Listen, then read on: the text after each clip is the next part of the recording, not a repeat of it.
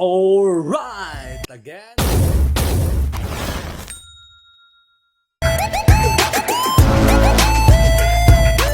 Guys, welcome again to this channel. If you are new here, don't forget to subscribe to my channel, and I hope you will enjoy this video. This is a DIY installation of CCTV, guys. So let's enjoy this, and I hope you will learn something to this.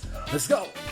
So yun po guys, dito naman tayo ulit sa isang episode kung saan tayo ay mag-install ng isang CCTV camera, which is the Doha camera CCTV. CCTV na ito ay isa ito sa pinakamurang CCTV na ating nakita kung saan sa isang local store dito sa ating lugar. So guys, stay tuned dahil ipapakita ko sa inyo paano ito i-install. So may ano tayo guys, ang gagamitin natin ay itong drill.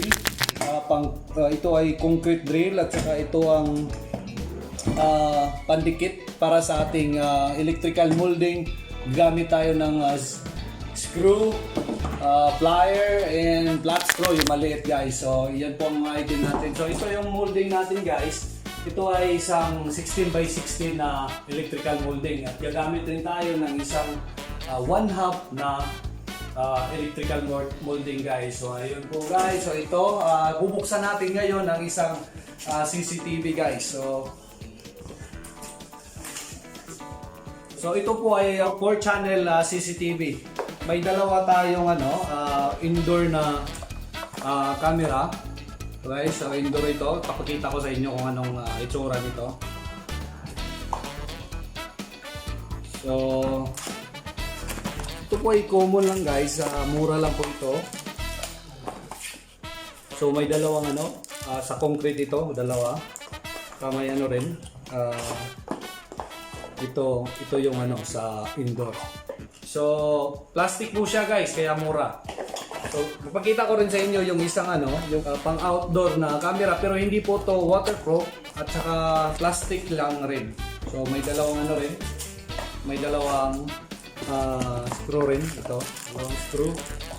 Kaya ito yung itsura niya. So itong camera na ito guys ay 2MP.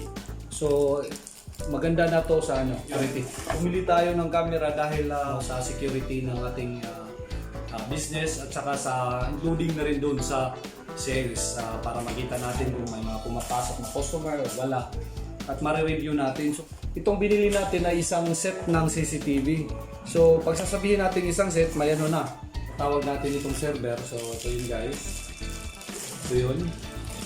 So pinalagyan na natin ng 1 terabyte na hard drive. CCTV na to ay plug and play. So yun, the best guys. Hindi ko po ito pinopromote, pero titingnan natin kung ano yung kagandahan ng camera na ito ngayon. Bili rin tayo ng guys, kung set ang sinasabi, set guys. So kailangan ko rin ipakita sa inyo yung mga wire. So itong mga wire niya. Guys, mga wire niya. So, tatlo na lang kasi nilabas natin yung isa. Saka ito yung niya. Ito yung sa power source ng camera. Kung makikita natin, apat yan. Apat yan guys. So power source isang pero apat. Octopus, naka-octopus po siya. So yung power source rin ng ating nakalimutan. Power source may kasama ng may kasama ng mouse at saka power source ng ating server. Dalawa na dito guys. Dalawa dito. Tapos dalawa rin RI bullet camera. Dalawa. So let's go for the installation guys.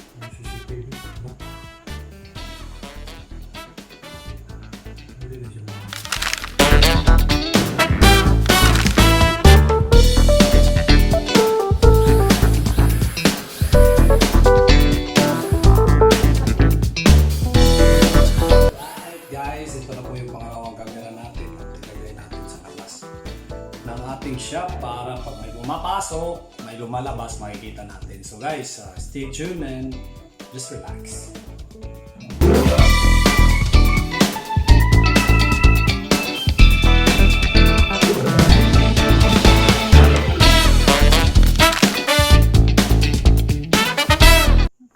Gabing-gabi na tayo nag-i-install kasi walang ibang oras, man.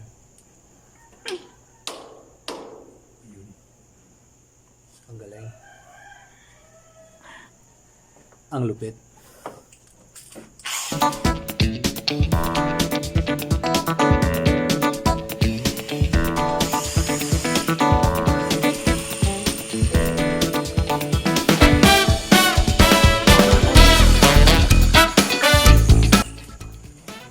Masilingan sa lahat ng ating kapitbahay. Pasensya na kayo guys. Tingnan mo ito. Sorry talaga. Naging oras. Thank you. Ayun. Minsan lang naman.